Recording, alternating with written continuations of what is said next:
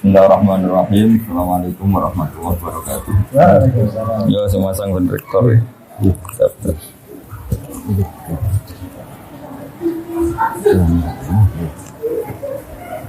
Bismillahirrahmanirrahim. Wassalamu ala rasulillah sayyidina maulana Muhammadin wa ala alihi wasallam. Teman-teman Unisula yang saya hormati, khusus Pak Rektor. Ini langsung ngaji ya, karena waktunya tidak banyak. Jadi ini kitab-kitab yang saya baca ini, diantaranya itu ada penjelasan tentang musibah. Musibah itu dari kata sesuatu yang mengenai kamu. Kemudian identik dengan makna yang tidak menyenangkan. Sebetulnya kata musibah itu tidak harus yang menyusahkan. Apa saja yang mengenai kamu itu namanya musibah. Karena disebut ma'asobaka min hasanatin faminallah. Itu kan dari kata apa saja mengenai kamu, baik itu kebaikan juga namanya ma'asobaka. Makanya terusannya ayat wa ma'asobaka min sayyiatin. Jadi kemudian orang itu karena nafsunya besar, kalau yang tidak dikehendaki itu dianggap problem. Ya, kalau yang tidak dikehendaki itu namanya problem. Kalau yang dikehendaki namanya nikmat. Nah, bahasa itu bahasa manusia. Kalau bahasanya Allah tidak tahu. Misalnya Anda jadi panitia ozon, malaikat penjaga ozon. Mungkin kalau nggak ada penerbangan itu mereka syukuran, karena nggak terganggu. Tapi kalau Anda pengusaha penerbangan ya nganggap ini musibah. Jadi kalau kamu nanti ketemu malaikat penjaga ozon, kemurnian lapisan ozon, kamu nganggap, wah ini susah, gak ada penerbangan, pasti kamu disemprot. Kalau ngomong yang baik. Nah, begitu juga petani itu kadang minta hujan, pas hujan deras, tanyakan bakul es. Gak payu kan gitu. Jadi di ilmu kitab-kitab yang saya baca, kata musibah, kata nikmat itu ada yang hakikat, ada yang menurut kita. Karena ya tadi, kalau Anda malaikat penjaga ozon, mungkin syukuran karena nggak ada penerbangan. Ya. Kalau Anda menteri bagian nangani tenaga kerja, tambah banyak pabrik, tambah senang karena menyerap tenaga kerja. Tapi kalau Anda mungkin menteri lingkungan hidup, oh ini banyak limbah, ini banyak polusi. Nah kira-kira seperti itulah gambaran hidup. Kalau Pak Bejo jadi rektor, kata kroninya ya alhamdulillah, kata musuhnya ya ini musibah. Alhamdulillah. Jadi pola-pola sosial itu Mau pemilihan ini. artinya kalau kita pakai bahasa manusia kan selalu gitu, ada subjektivitas, ada nisbi, ada.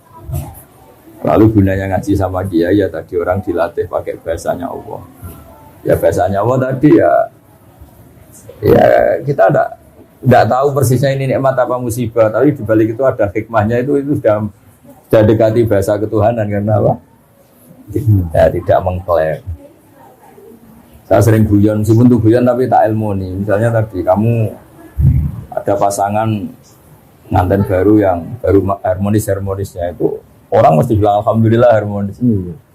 Tanyakan ibunya, itu mulai lupa daratan, lupa ibunya, lupa keluarganya. Kalau harmonis punya sama istri itu pasti. Jadi kalau ada pasangan harmonis, tanyakan ibunya. Menantu jenengan baik enggak? Oh, ngurus ibu june tok lali wong tuwa. Atau tanyakan temannya. Saiki lali konco, saiki lali temen gitu karena saking mesranya sama. Nah, di semua segmen kehidupan itu seperti itu, Pak Bejo. Betul ya. Sehingga agama itu mengajarkan bahasa-bahasa sakral yang tidak lekang oleh waktu. Yaitu misalnya baca subhanallah, maha suci Allah, alhamdulillah, subhana rabbiyal azim. Karena bahasa manusia itu tidak pernah sempurna. Yang sempurna itu bahasa ajarannya Allah. Kalau itu kan permanen, keadaan apapun ya Allah itu maha suci. Keadaan apapun ya alhamdulillah. Keadaan apapun Allahu Akbar. Sekali kamu kerana manusia itu ruwet. Ya, tadi misalnya kalau sebuah negara itu makmur, makmurnya orang taat untuk ke masjid, makmurnya orang nakal, mesti ke tempat-tempat maksiat. Jadi kalau kamu berdoa makmur, untuk siapa? Dan ukurannya dipakai untuk apa? Kamu dapat uang banyak, alhamdulillah. Kalau orang baik uang banyak pikirannya ya untuk nafkahi anak istri, bangun masjid ini. Nah, kalau orang nakal kan nanti pikirannya macam-macam. Mungkin ingin judi, ingin booking siapa, atau untuk kepentingan apa. Ya di sini ini baiknya agama. Agama datang untuk manusia. Terus ada ketentuan halal haram, ketentuan melawan hawa nafsu, ketentuan mengelola nafsu, ketentuan meminimalkan nafsu. Nah tanpa itu bahasa-bahasa nikmat itu hakikatnya adab, karena nikmat yang mengarah ke untuk maksiat. Nah itu pentingnya ngaji. Jadi orang akan ya tadi. Jadi, kalau kamu punya toko sedang laris-larisnya, tanyakan toko rivalnya. Saya ini sepi laris wae Pak. Toko pesaing. Iya. Tapi nanti yang sedang tidak laris jangan katakan terus jatuh, tidak juga. Baru kayak laris, wes bergaya loro kabeh, tak ibadah wae. Nah, hal-hal seperti ini harus diperhatikan supaya orang itu menilai yang dialami tidak pakai ukuran nafsu tapi ukuran menurut Allah Subhanahu wa taala, ma'indahu. Jadi menilai, makanya disebut wal baqiyatu sholihat. Baqiyat itu sesuatu yang abadi, sholihat itu yang bagus. Makanya disebut kalimat thayyibah itu subhanallah bihamdi la ilaha illallah, itu kalimat itu tuh permanen. Tapi kalau kalimat manusia itu tidak permanen. Tadi misalnya kamu bilang nasi itu penting karena makanan pokok. Tanyakan pakar diabetes. Oh, nasi itu mengandung gula, kalau orang dapat nggak boleh kan. Jadi selalu ada masalah. Jadi sama bisa melihat itu nikmat karena bisa melihat apa saja. Kamu mulai tersiksa punya istri jelek ya karena sering banyak melihat itu. Bisa sadar bahwa yang kamu punya itu paling tidak cantik itu. Baru kayak sering apa? Melihat itu. Nah, sama. Banyak ada orang punya Innova itu senangnya bukan main. Itu mulai ada musibah, ada temannya sana main pakai Alphard, seberuntuh dia. Gara-gara melihat Alphard terus kelihatan Innovanya itu jelek. Makanya guyonannya orang-orang haji itu, kalau haji kenapa kamu nangis? Semua orang tuh kok cantik karena melihat orang Pakistan, Turki, yang jelek hanya istri. Biasa. Akhirnya gantian yang istrinya nangis. Kenapa kamu nangis? Semua orang kok ganteng, yang jelek hanya suami saya. Di sini hebatnya agama. Ukuran mengelola nikmat itu la tamud dan na'inaika. Kamu jangan pernah melihat yang tidak milik kamu, karena awal ketidaksyukuran tuh melihat. Jadi awal ketidaksyukuran tuh karena melihat. La tamuddanna ainaika, jangan arahkan pandangan kamu ke hal-hal yang ya tadi. Jadi rektor sudah syukur. Nanti kalau ketemu menteri terus dididing-didingi, dikandang-kandani itu. Boleh kok jateka diamu itu. Betul. Jadi menteri pendidikan juga ya bisa ngatur rektor. Ini kalau ketemu presiden bisa doa ya. Nah, nanti jadi presiden juga ya, tapi nanti kalau ada Indonesia ada enggak benernya, ada miskinnya juga munggu salah-salahan. Sebenarnya semuanya juga ada problem itu. Nah, tapi kalau kita melihatnya dengan ketentuan Allah, rektor itu amanah, presiden itu amanah, menteri itu amanah. Saya pernah didatangin seorang menteri, juga pernah didatangin orang-orang top. Terus saya ini jabat top, ini gimana? Ya saya bilang, kalau itu mas'uliyah, tanggung jawab, maka itu ibadah. Tapi kalau kamu rofahiyah, dipakai hura-hura itu ya maksiat. Insya Allah tanggung jawab. Kalau tanggung jawab kan malah memperbesar ganjaran kan. Kalau kamu sebelum rektor kan kebaikan kamu terbatas di teman kos, teman relasi. Tapi kalau jadi rektor kan satu uni sula. Makanya pernah ada seorang wali ditanya, kalau andaikan kamu punya doa satu untuk siapa? Untuk presiden. Kenapa ya? Kalau yang baik RT kan kebaikannya hanya satu RT. Kalau yang baik bupati hanya satu kabupaten. Kalau yang baik presiden satu negara. Jadi masyhur itu. Jadi ada seorang wali ditanya, kalau misalnya kamu levelnya RT, kalau kamu tak yang baik kan, ya namanya levelnya. Ya, makanya ada wali yang sangat luar biasa ditanya, andai kan kamu punya satu doa sosial, ya kalau doa pribadi kan tentu husnul khotimah. Kalau kamu punya jatah doa satu doa sosial, kamu peruntukkan siapa untuk presiden? Kenapa? Sekali beliau baik, manfaatnya lebih luas kan? Ya ini punya jatah 21 duduk anak RT yang baik ya sudah ya satu kawasan itu aja. Yang baik. Pas dari kita RT ini. Ya, jadi artinya loyalitas agama ini pada negara, pada bangsa itu tidak diragukan lagi karena di Islam itu ada hukum sosial.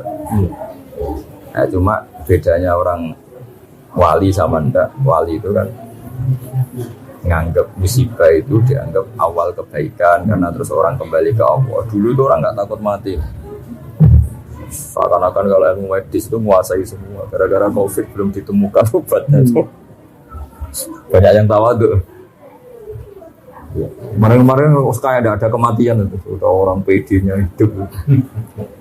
Gara-gara ada COVID. Antara orang awam sama profesor sama-sama ngitung hari. Tanya. Iya kan? Jadi selemah itu manusia ngadepin musibah. Wah, itu pontang-panting semua negara yang katanya medisnya paling bagus kayak negara-negara maju juga pontang-panting semua. Jadi makanya saya mohon dari pengajian ini, dari ngaji ini sampai kalau sholat itu lebih in. Kalimat yang kamu lafadzkan di sholat itu kalimat paling permanen. Rabbana lakal hamdu, engkau layak dipuji, engkau maha suci, engkau maha besar. Itu kalimat permanen. Kalau kalimat yang kamu bikin itu tidak ada yang permanen karena subjektivitas tadi. Ketika kamu bilang tadi penerbangan itu kosong atau minim, itu kamu anggap musibah. Kata malaikat penjaga ozon itu bagus. Ketika Kementerian Tenaga Kerja bilang banyak pabrik itu bagus penyerapan tenaga kerja, tanyakan ahli lingkungan. Iya, sama di presiden juga sama. Ketika ini jadi presiden temannya partainya bilang alhamdulillah, tanyakan rivalnya atau musuh politiknya. Rektor juga sama, toko juga sama. Hal-hal seperti ini terus menjadikan wali-wali itu nggak bicara tentang makhluk, hanya bicara tentang Allah. Makanya terus toreko itu kan wiridan paling kelima kan Allah. Maksudnya sudahlah makhluk sudah. Bismillahirrahmanirrahim. Sumadarhum fi khawdini al-abun, sudah semuanya itu orientasinya ke Allah saja, yang lainnya itu biarin gitu. Zarhum fi khawdihim yal-abun. Makanya ada sholat istisqa nggak mandi itu karena yang di pojok bakul es. Ini kalau mandi saya ada baik. Nah, ternyata ketika orang lain semangat amin karena sawahnya banyak. Terus ini aminnya tenang. Kenapa kamu tidak semangat? Saya tidak punya sawah, gak ada hujan juga gak apa-apa. Saya ini penjual es.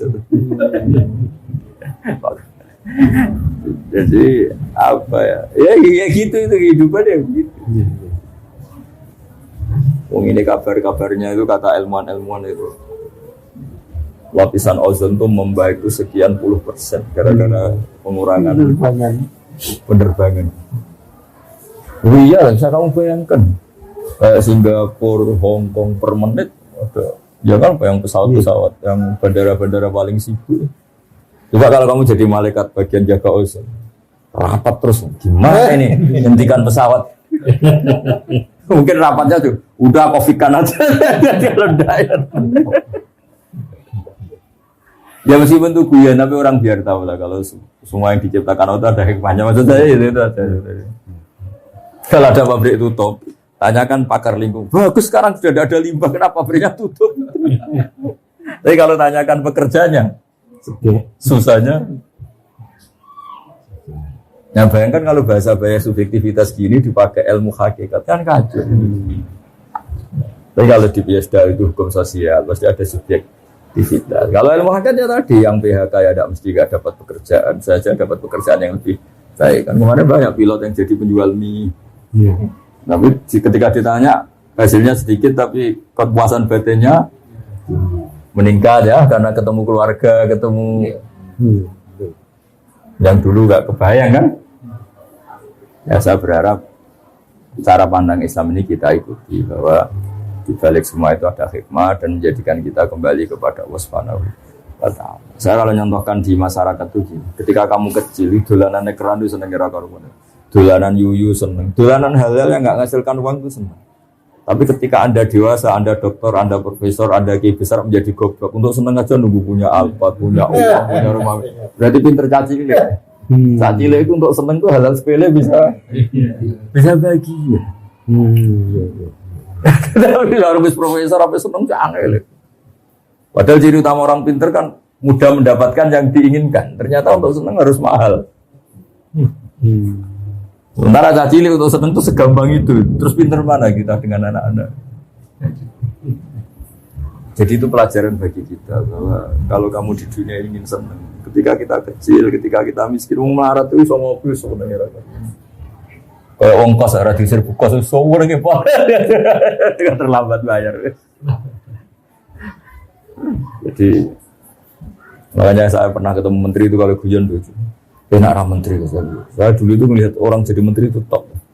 Setelah saya jadi menteri itu merasa tidak top. Ya, kenapa? Karena semua kesalahan di kementerian saya kayak salah saya. Dulu kan nggak pernah salah. Ya kan kalau kamu nggak menteri Polhukam, nggak ada keamanan apa kan kamu nggak salah. Orang miskin kalau kamu nggak menteri ekonomi kan nggak. Iya betul. Gara-gara kamu menteri malah menjadi salah kan. Kalau kamu nggak ketua bulog, kalau nggak ada kesediaan beras kan nggak salah. Kalau kamu ketua bulog kan menjadi. Kalau kamu nggak rektor, kesalahan Unisula kan nggak salah kamu. Gara-gara rektor ikut salah kan, salah. Itu hebatnya Islam. Makanya Nabi itu harus punya hak syafaat. Kenapa Nabi itu punya hak syafaat? Karena seorang Nabi itu yang bertanggung jawab. Itu sekecelok umatmu itu bersyafaat. Ya sama. Kalau kamu sudah kadung jadi rektor, ini mahasiswa kamu. Kalau ada apa-apa kamu harus ikut tanggung jawab. Makanya agama ini datang dengan rasionalitas yang tinggi. Kenapa Nabi itu punya hak syafaat?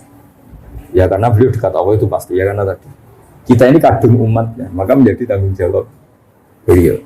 Dan kita membaca sholawat itu bukti kita loyal. Sama seperti mahasiswa harus punya kartu mahasiswa, bukti kalau kita loyal. Sama yang umatnya Nabi juga punya kartu sebagai umat.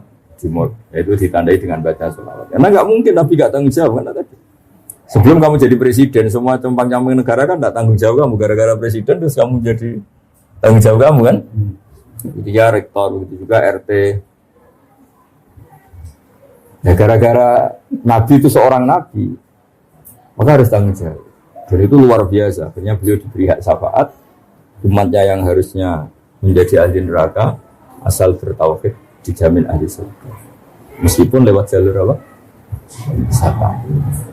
Makanya saya minta sama Unisula, sama rektor, sama ketua yayasan, jangan apa-apa itu hukumannya sanksi, apalagi DO. Kalau nggak fatal banget tuh jangan. Karena ciri utama pemimpin itu ra'id itu menjaga itu ya tidak mengeluarkan. Kecuali yang hal-hal yang ekstrim. Makanya dalam Islam itu jangan mudah mengkafirkan orang. Makanya yang dilawan ahli sunnah itu gerakan takfiri.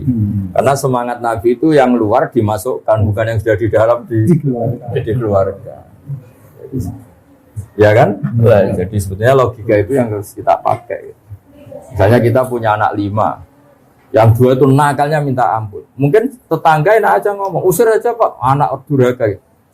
Itu yang ngomong enteng gitu mesti tetangga sebelah. Bagi kita orang tuanya enak kira rasanya. Iku anakku kan. Sama. Nabi itu nggak terima kalau umatnya dikeluarkan dari Islam karena Nabi sangat mencintai umatnya. Bahkan yang nakal pun Nabi menghentikan itu tak beri hak syafaat. Syafaat ila ahli KPR umat. Saya punya jatah syafaat untuk umatku secara jelas-jelas itu. Karena semangatnya mengambil atau memasukkan yang luar. Nah, ya kalau anak-anak nakal itu semangat orang tuanya kan dandani. Enak wae tonggo usul kon ngusir ya. Nah, pola-pola itu yang harus kita perkuat, semangat memasukkan, semangat mengayomi, semangat jaga stabilitas, memanage konflik, memanage perbedaan. Ya tadi, di mana-mana Nabi diutus itu memperbaiki yang kurang baik, memasukkan yang belum masuk. Makanya kenapa aliran-aliran takfiri itu ditentang mati-matian oleh mayoritas ahli sunnah, mayoritas umat Islam. Itu sebetulnya nentangnya itu bukan karena sentimen, tidak logika sosialnya begitu di mana-mana. Ininya kita ini ya kan kita inginnya kan warga Indonesia sing rapati ngaku Indonesia itu menjadi sangat Indonesia gitu. Yang Unisula yang belum Islami menjadi sangat Unisula. Ini semangatnya itu memasukkan bukan mengeluarkan ya. Ya kan jelas kitabnya udkhulu fi silmi kafah. Ya kan pengumumannya untuk masuk, bukan untuk keluar. Jadi logika kita menentang takfiri, sudah mengkafirkan itu sebenarnya logika umum sebenarnya. Ya memang begitulah kalau kita sebagai pengayom masyarakat inginnya ya. Itu tidak hanya dalam ahli sunnah ya, kalau kita ketua RT, ketua RW, kita kiai, kita tokoh, inginnya ya semangatnya merangkul, bukan memukul, bukan.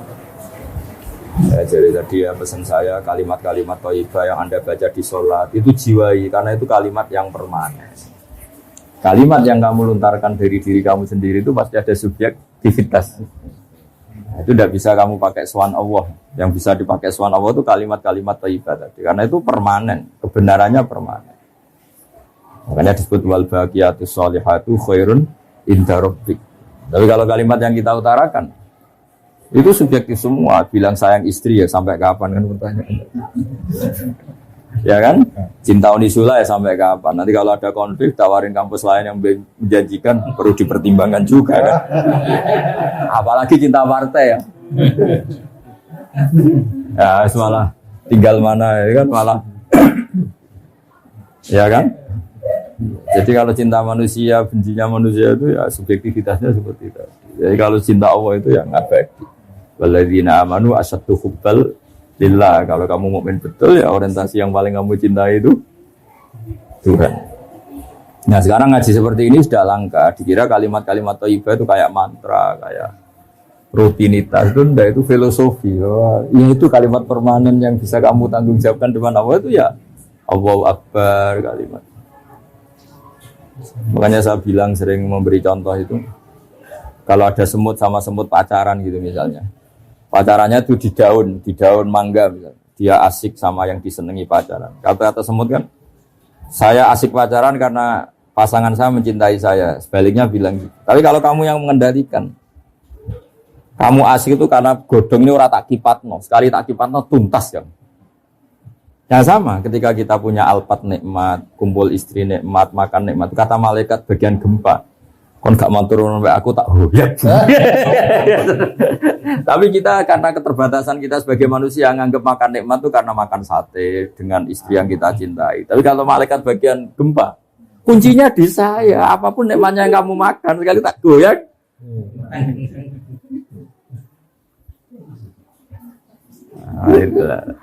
Nah itu sirinya, rahasianya. Kenapa kiai-kiai itu matehai malaikat, matehai penjaga langit, penjaga bumi itu karena itu berkontribusi dalam kenikmatan yang kita. Ya. Jadi, kalau kamu tidak mau fatihah itu wah, bisa tersinggung. Itu ya. Selesai. Nah, itu bedanya kiai sama rektor, Pak.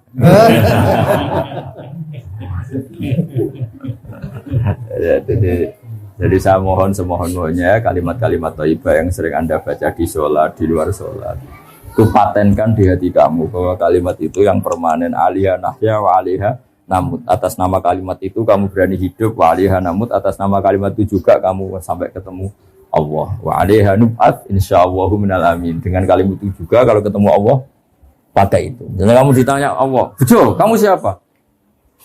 Mukmin Gusti. Aktivitas kamu bersaksi bahwa engkau ini ala kulli syai'in qadir. Kalau depan Allah, kamu siapa? Rektor Gusti. Mana kampusnya? Sudah berkiamat kan enggak ada kampus.